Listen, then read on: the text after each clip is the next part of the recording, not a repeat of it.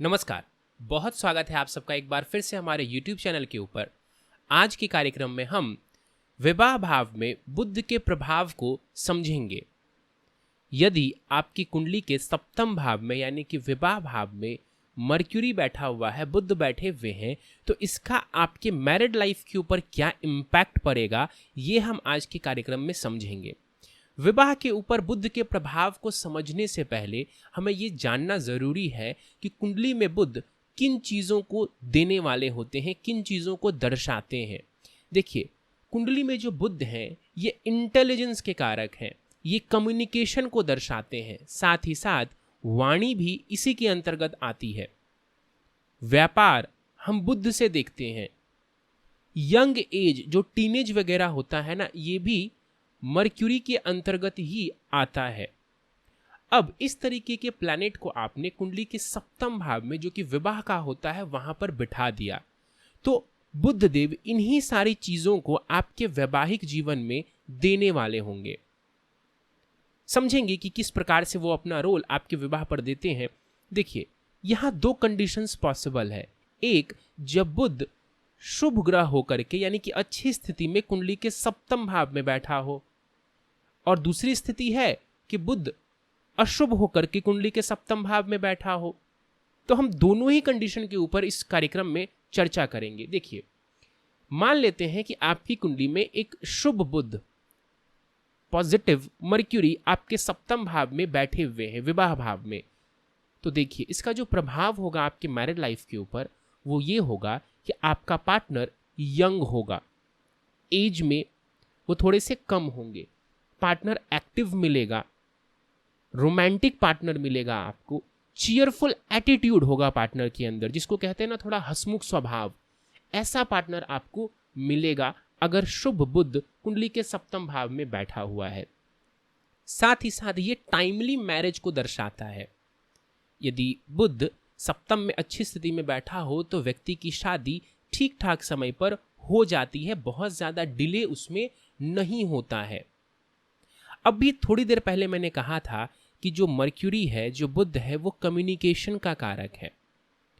शुभ स्थिति में बैठा हुआ है तो डेफिनेटली आपके और आपके पार्टनर के बीच में जो संवाद है, जो कम्युनिकेशन वाला फैक्टर है ना, वो बढ़िया रहेगा। यानी कि आप दोनों अपनी बातें शेयर करोगे एक दूसरे से, दुख सुख में साथ दोगे एक दूसरे का। पार्टनर आपका समझदार होगा, बुद्धिमान होगा, साथ ही साथ पार्टनर हाजिर जवाब होगा, जिसको कहते हैं ना कि थोड़ा ह्यूमर होना व्यक्ति में, वो रहेगा उसके पास। हंसी मजाक वाला पार्टनर हो, यानी कि जब ज़रूरत पड़े तो आपको अच्छी सलाह दे दे। कभी आपका मूड उदास हो तो आपको चीयर करने के लिए, आपको खुश करने के लिए वो ऐसी कुछ बातें कह जाए। यानी कि ओवरऑल एक अच्छा पार्टनर यहाँ पर मर्क्यूरी दर्शा रहे हैं। तो इस पार्टनर के लिए मैं ये बोलूँगा कि लाइफ पार्टनर के साथ साथ आपको एक बहुत ही अच्छा दोस्त भी मिल जाएगा यदि एक शुभ मर्क्यूरी, एक अच्छा बुध कुंडली के सप्तम भाव में विराजमान है। तब पार्टनर के अंदर व्यापार करने का हुनर होगा। देखिए, व्यापार का हुनर होने का मतलब ये नहीं है कि यदि बुध 7th में है तो सबके पार्टनर जो है वो व्यापारी होंगे। कहने का मतलब है कि बिजनेस की जो एबिलिटी होगी ना, वो उस बंदे में या जो भी फीमेल है अगर, तो उसमें मौजूद होगी। यदि मान लीजिए कल को इन फ्यूचर आप व्यापार करते हैं तो उससे आप सलाह ले सकते हैं। किससे? अपने पार्टनर से। वहां पर आपको उनसे एक अच्छी सलाह मिल जाएगी।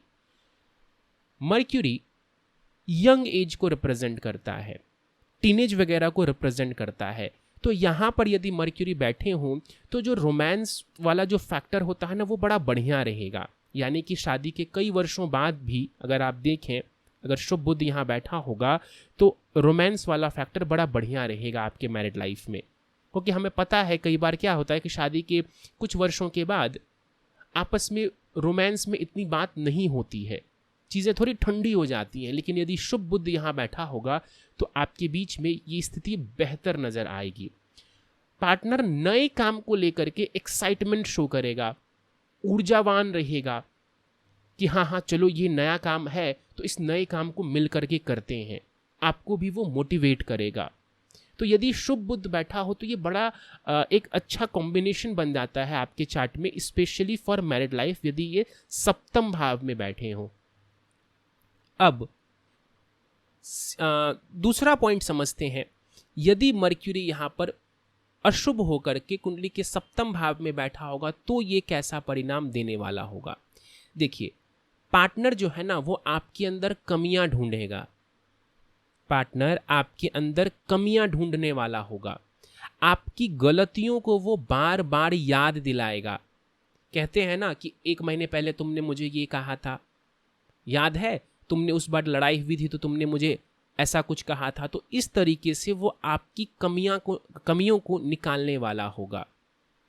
यहाँ पर यदि मर्क्यूरी अफ्लिक्शन में हो, पीड़ित हो, तो ये रिलेशनशिप में दर्शाता है कि आपका जो पार्टनर होगा या फिर जो आप होंगे वो हर चीज़ परफेक्ट चाहेंगे, और परफेक्ट चीज़ होती नहीं है। इस वजह से होगा क्या कि सामंजस्य बिठाने की जगह आपस में कॉन्फ्लिक्ट होगी। रिलेशनशिप में चीज़ें परफेक्ट कभी नहीं होती हैं, लेकिन हमें लेकर के सभी चीज़ों को चलना होता है। अब एक पार्टनर, चाहे वो आप हो या आपका सामने वाला हो, वो अगर परफेक्शन चाहेगा तो परेशानी आएगी, और परफेक्शन नहीं मिलेगा तो डेफिनेटली इसका जो बुरा प्रभाव है वो मैरिड लाइफ के ऊपर पड़ेगा।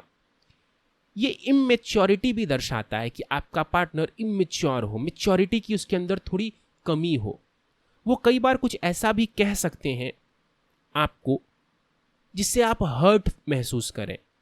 होता है ना कई बार कि सामने वाला हमें कुछ ऐसा कह जाता है जो कि हमारे दिल को बहुत बुरा लगता है, तो ऐसा पार्टनर आपको मिल सकता है। इस बुरे बुध का डेफिनेटली रोमांस के ऊपर भी बुरा इम्पैक्ट पड़ेगा। तो रोमांटिक मैरिड लाइफ के लिए यहाँ पर बुरे बुध का बैठना अच्छा नहीं माना जाएगा। आपका पार्टनर जो आपको सलाह देगा ना, वो सलाह आपको नहीं फलेगी। अभी मैंने थोड़ी देर पहले कहा था बुध अच्छा हो तो पार्टनर बढ़िया सलाह देता है, तो अभी अगर बुध अच्छा नहीं होगा तो पार्टनर की दी हुई सलाह आपको नहीं फलेगी, वो नेगेटिव हो जाएगा आपके लिए। अब एक आखिरी पॉइंट, ये बड़ा इंपॉर्टेंट है, इसको समझिएगा।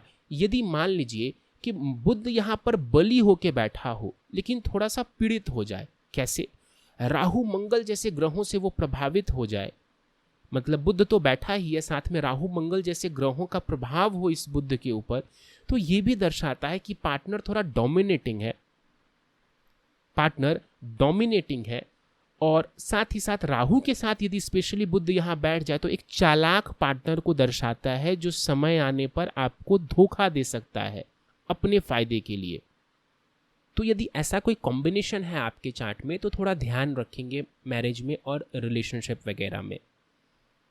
देखिए, यहाँ पर यदि बुध बैठा होगा तो इस तरीके के प्रभाव को आप अपनी कुंडली में समझ सकते हैं, देख सकते हैं। ये जो सीरीज है, मैं पहले वीडियो से लेकर के अभी तक मैं कहता आया हूँ कि ये केवल एक फैक्टर है। जब हम विवाह को देखते हैं तो इसके अलावा, मतलब सप्तम भाव में बैठे ग्रहों के अलावा भी कई सारे और फैक्टर्स होते हैं, जैसे कि हमारा सप्तमेश कहाँ बैठा है, हमारा शुक्र कैसा है।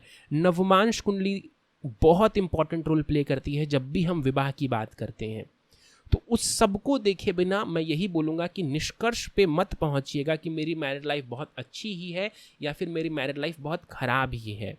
लेकिन हाँ, इतना ज़रूर है कि यदि इस तरीके से बुध आपकी कुंडली में बैठे हुए हों सप्तम भाव में, तो इसका इम्पैक्ट आपके मैरिड लाइफ के ऊपर ज़रूर पड़ेगा। इम्पैक्ट तो ज़रूर आएगा, कम ज़्यादा इम्पैक्ट हो सकता है, लेकिन इस तरीके का इम्पैक्ट ज़रूर बुध दर्शाएंगे यदि वो सप्तम में बैठे हुए होंगे तो। चलिए, तो आज हमने समझा कि यदि बुध आपके सप्तम में बैठा हो तो ये आपके विवाह के ऊपर किस प्रकार का प्रभाव देता है। कार्यक्रम यदि आपको पसंद आया हो तो इस वीडियो को आप लाइक कर दीजिए। ऐसे और वीडियोस और कार्यक्रम को देखने के लिए आप हमारे चैनल को सब्सक्राइब कर दें और बेल आइकन को दबाना ना भूलें। कोई प्रश्न हो आपका तो नीचे कमेंट बॉक्स में कमेंट करके आप मुझसे पूछ सकते हैं। साथ ही साथ यदि आप सब कुंडली विश्लेषण करवाना चाहें तो स्क्रीन के ऊपर दिए जा रहे व्हाट्सएप नंबर के ऊपर आप मुझसे संपर्क कर सकते हैं।